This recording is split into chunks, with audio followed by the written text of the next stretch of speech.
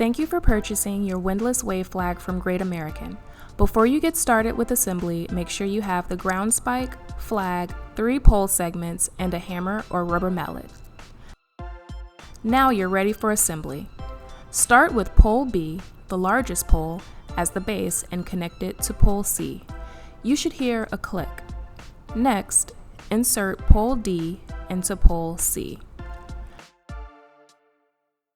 Remove the flag from the package and starting at the top of the pole, slide the flag sleeve down to the base of the pole.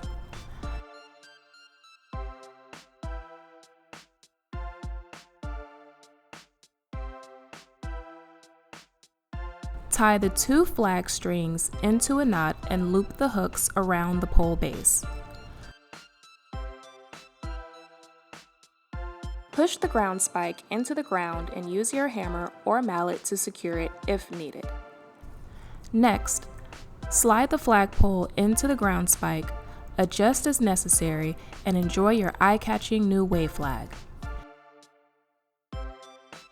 Our wave flags come in hundreds of designs, including this best-selling red swirl design, or create your custom flag to perfectly complement your property.